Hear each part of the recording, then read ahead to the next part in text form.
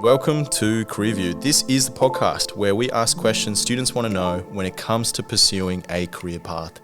I'm your host, Nirajit Shamal, and each episode I will ask questions on behalf of students across the country from secondary schools and universities what they want to know when it comes to pursuing their dream job. For today's episode, we'll be asking our top questions that have been submitted by students on our Career View website who are interested in the field of engineering. Now, to answer these questions, I'm joined by 27-year-old process engineer Usaid Rana, who completed his Masters of Chemical Engineering and currently works for one of Australia's largest independent oil and gas company. From a very young age, Usaid knew he wanted to become an engineer and has had some very strong influences throughout his journey. So, let's hear from him.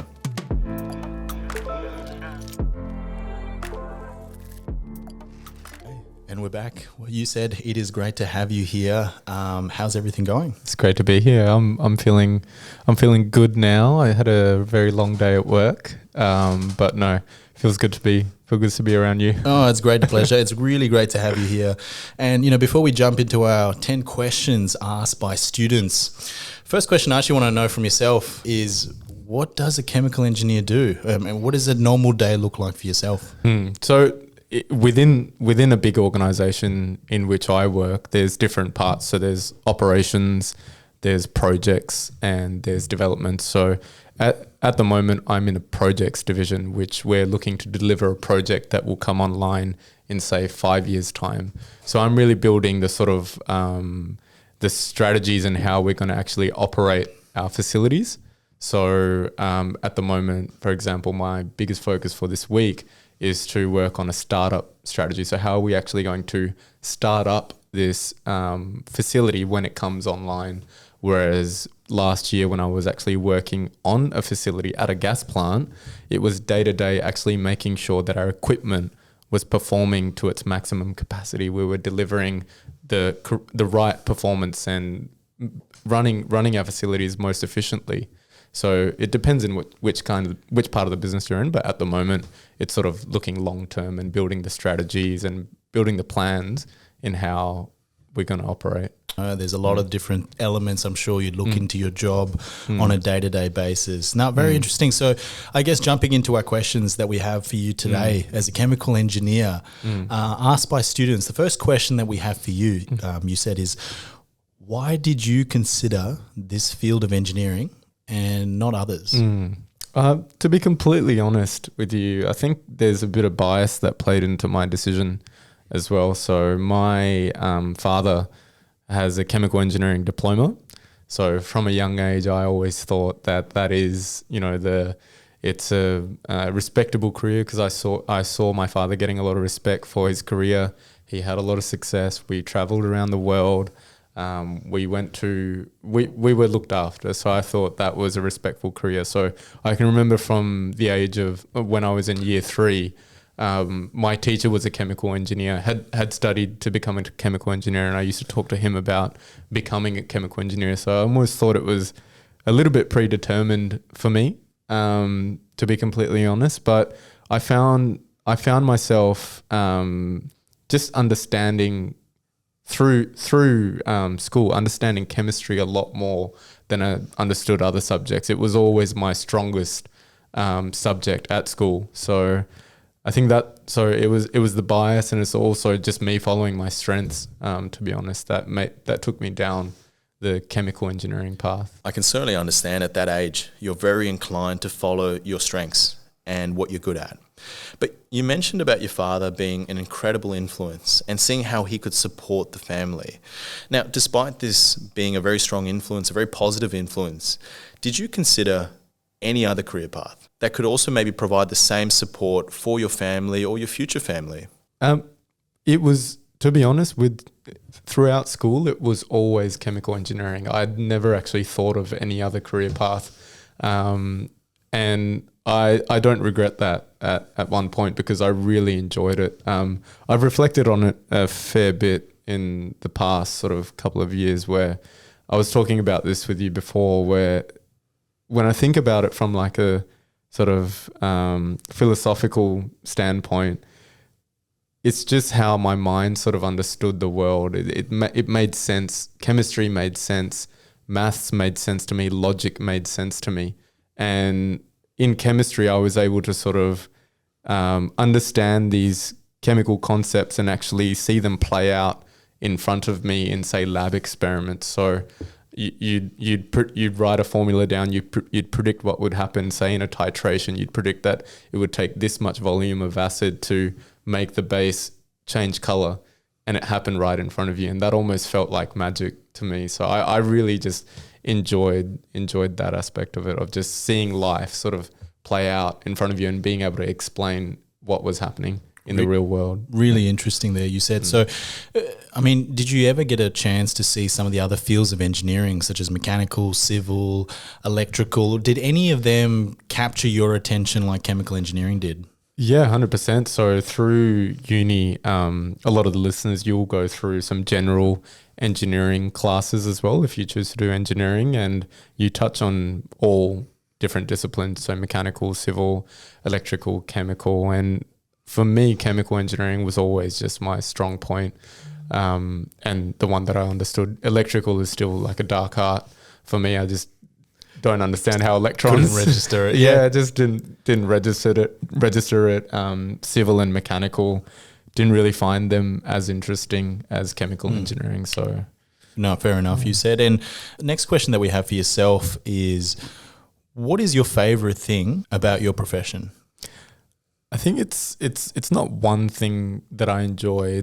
It's multiple things working at once. So for me to actually enjoy a day at work, I have to be able to be interested in enjoying the problem that I'm working on that day.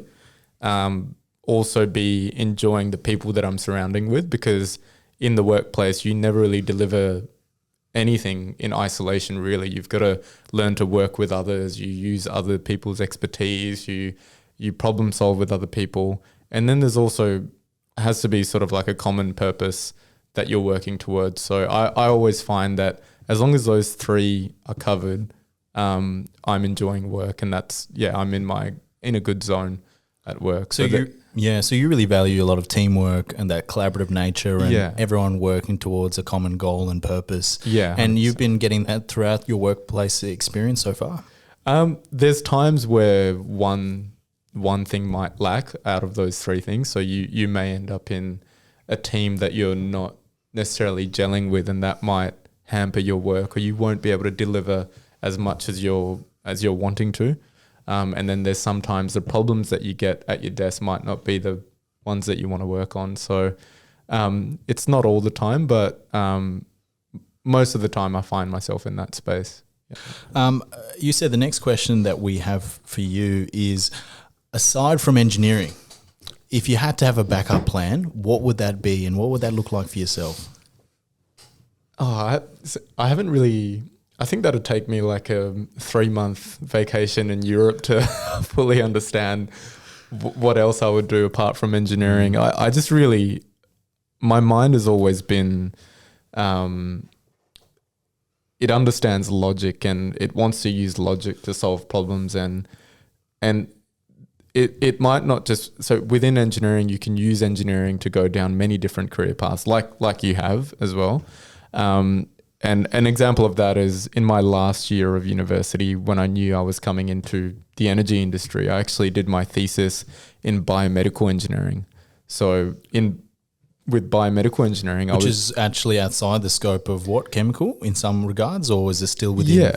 Yeah. So it's really just using engineering skills and engineering concepts in the medical field, and it's a very sort of new field, and there's a lot of groundbreaking stuff happening in there at the moment.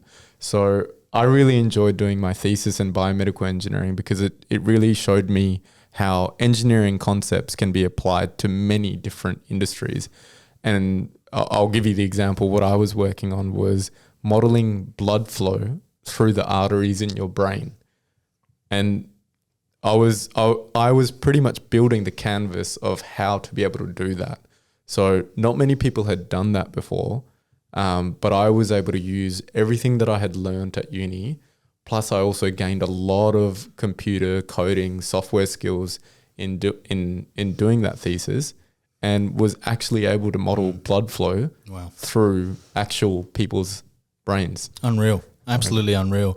So it just gave you a really strong foundation to apply a lot of different principles 100%. and also introduce new concepts for yourself to explore as a thesis for you. Yeah. How did you find that whole experience? I just fully immersed myself into it. I came in, what the modeling that we were doing was computational fluid dynamics. I had not touched that at all in my 5 years of uni preceding that. I came in, I just started from scratch, did not know about anything about the human anatomy or the brain.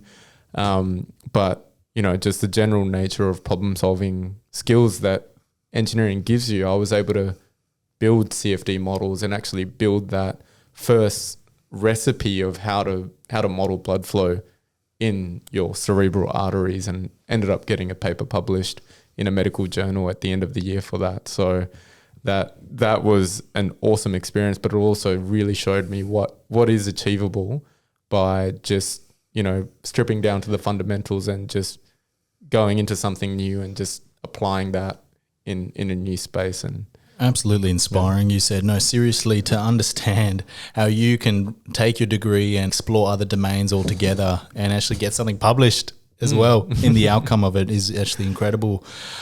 You said the next question that we have for you is, what is the study like in university? What was your pathway and how did you find the whole experience? Yeah, so in terms of pathway, it's just, you do your normal maths, physics, chemistry at school, and then you come through your bachelor's of engineering. So I did mine at UWA. At the time, UWA had a 3-year bachelor course and a 2-year master's course that you had to do. And you start off by just doing general engineering units for the first 2 years. And then after that, you can specialize in whatever discipline you choose to after experiencing those different disciplines. So through that, I was always predetermined to do chemical engineering. I chose chemical engineering, and then I did my master's. And in the master's, you end up specializing a lot more in that discipline. And it can also depend where you do your degree as to what industry they tailor your program to as well. So being in WA, being in a resources-rich state, our classes were mainly tailored to, say, mining, oil and gas, and renewables. Whereas over east, universities in New South Wales or Melbourne, they've tailored a lot of their programs to pharmaceuticals, biomedical applications. Okay, and then with your pathway that you went through, how did you find the whole workload? How did you find the study, the whole exams, everything that comes with being a student in university? It was tough. It was really, really tough. It was a lot of long hours. I sort of didn't really find, I had the same sort of workload throughout the end of bachelor's to master's. The first couple of years of bachelor's isn't too bad. You can manage your workload pretty much similar to sort of school hours. But then after that, I saw the hours really pick up. But if I was to go back and change one thing about how long I worked or how much effort I put in, I'd get into using some different productivity methods. If that's one piece of advice that I would give, is I look back at the way that I would study for exams and the way that I would go about day-to-day study. There's so many resources out there on YouTube, online. You can Google different productivity methods of studying and creating workflows of like when to study one thing, and high energy, low energy work, the GTD workflow. So I'd really encourage people to sort of try to be efficient with their work, and not to. I don't think you need the long hours that I did to work. I know, really good advice there, because there are a lot of hours that are required and a lot of dedication required to the study that comes with chemical engineering or pursuing engineering as a career path, and knowing how to maximize that time is what you're saying, and being productive, because wasted energy is not good energy, to say the least, right? 100%. So you said the next question that we have for you is, within your current employment and within your previous employment and opportunities of work, do you have opportunities, or did you have opportunities to travel as a chemical engineer? Yeah, so for me, I've mainly working in the energy industry. I've travelled up north to work at a gas plant, and I actually lived there for a year. So I lived in rural northwest WA for a year working at a gas plant. My colleagues have had many opportunities to travel overseas as well. So I've got a colleague who's working in London at a engineering firm that we are using as a contractor for one of our projects, and another colleague has also worked in The Hague in the Netherlands, and another colleague is actually flying out to Kuala Lumpur as well. So we have a lot of contractors that deliver work for us, and we would sort of go and manage that contractor scope. Really a lot of opportunities to travel all over the world and all over the globe, and even regionally as well. Yeah. So that exposure to different areas of the business through travel is possible within your work, which is good to know. Next question that we have for you, said, is how many hours a week do you work? And probably a follow on from that, do you have a good work-life balance in terms of what you do on a day-to-day basis? I'd say so minimum is the 40 hours a week, so 7 till 4, Monday to Friday.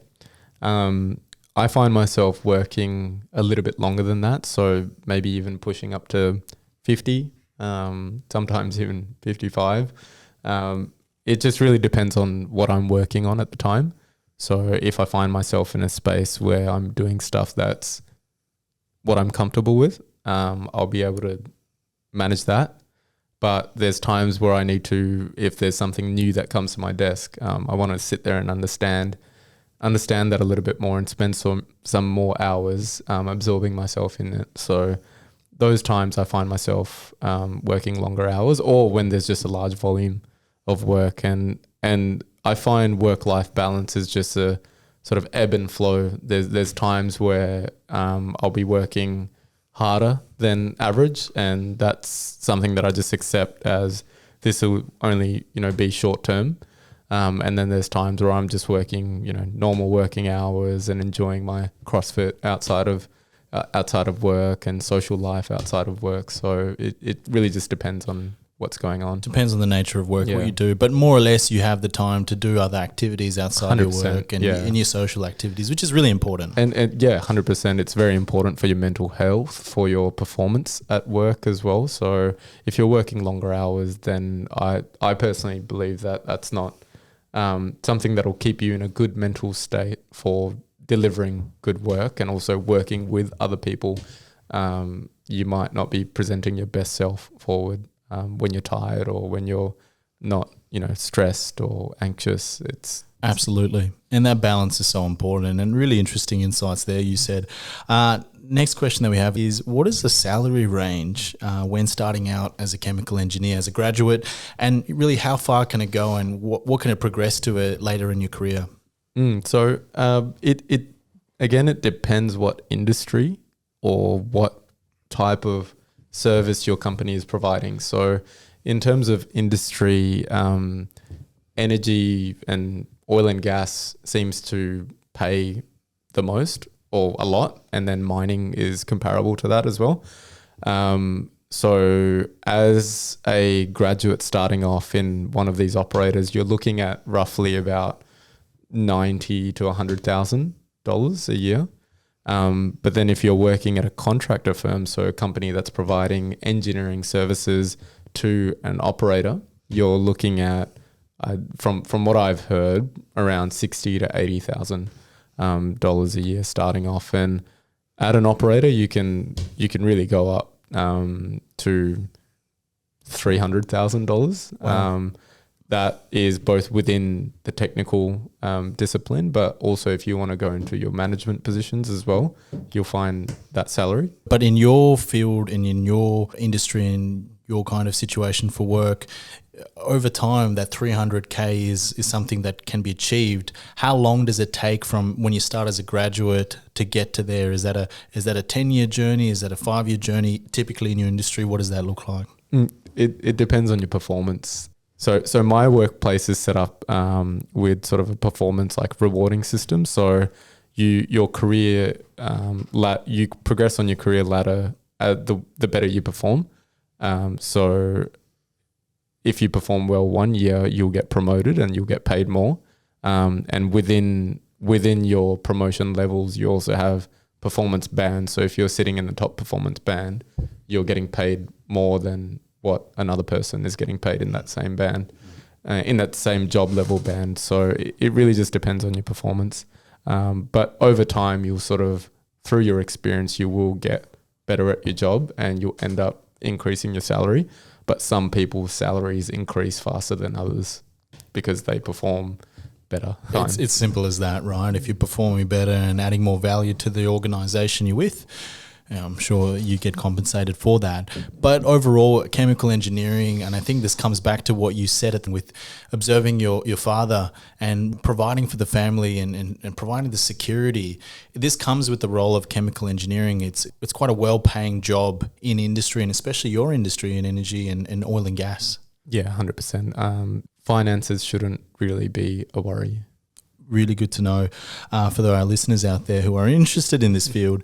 You said the next question that we have for you is actually quite a personal one. And the question is, what keeps you motivated on the job? What keeps you really driven and wanting to do more within your career and pushing forward to a better performance each day? I think so. There's a sort of selfish aspect to it where I really value personal development. So I really want to push myself to the limits to be a better person, understand a lot more things in the world. So when I look back at myself, even a year ago, I've changed a lot. I've learned, I've experienced so many things in the workplace. And yeah, I've just got this wealth of knowledge that I've gained from that. So selfishly, it's about being better every single day. That keeps me motivated. But the other aspect is the people around me as well. I get motivated by being in a team, delivering something together and not letting other people down, working well together, just having that good team environment. I appreciate your honesty on that question because it is a personal one in terms of your motivation and what really keeps you driven. And it's hard to answer sometimes. Not many people think about this as well, but to know that you're very in tune with your own personal development that extends beyond just what you do on a daily basis with your career is quite actually fascinating. Last question that we have for yourself. Is there a long-term goal? Is there something that you envision in the future that you want to be or what you want to do in, let's say, 5 to 10 years' time? Yeah, that's a tough one to answer because there's so much that can change in even a year or 2 years' time. So even, looking back at my final year of uni, I would have never thought that I went and did a biomedical engineering thesis. Last year I spent working on site in production, which really changed my mindset about production engineering itself. I thought that was going to be my career for the next 3 to 5 years. And I found out that, that's not really for me. So looking that far ahead, it's hard for me to pin down where I want to be. But in terms of 2 to 3 years down the line, I definitely want to, so I'm working on a long-term project at the moment. Delivering that to completion and starting up that facility is something that I'm really motivated to be a part of. And then longer term, I guess, having gone through that experience and gaining that experience, I'd like to, lead teams and work with people to deliver other big projects that have meaningful impact in the world. The fact that it's really hard to say what you would do in 5 to 10 years' time because it just changes so much, and your experiences to date have shown you that you could be doing anything at any given time within your career, and it's all been good. It's all been interesting, and it's all been an experience. So we really look forward to more things to come from yourself, and obviously, as you said, to lead people and to manage teams. Well, no doubt we'll see that in the future for yourself. You said so. That wraps up all our questions that we had for you today. Usaid, thank you so much for your time. For our listeners who have more questions for Usaid that did not feature on our list today and would like to connect with him, just visit our website, careerview.com.au. This is where you'll find Usaid's profile and you can email him with more questions. And with every episode, please don't forget to submit your questions to the young professionals who've actually been there and done that and can share their experiences with you. Usaid, once again, absolute pleasure. Before we let you go, just any final words of advice you could give to any student right now that is considering the profession of becoming a chemical engineer like yourself? So what I would say to myself if I would, be speaking to the high school version of myself is to, even though I had that predetermined, bias from my father to become a chemical engineer, I'd say just be a bit more open and flexible to trying, different things. So biomedical engineering, renewable energy, there's many different other industries that your skills could be applied to as well. So dabbling in those, that would be the advice that I would give. Excellent. Usaid, thank you for your time.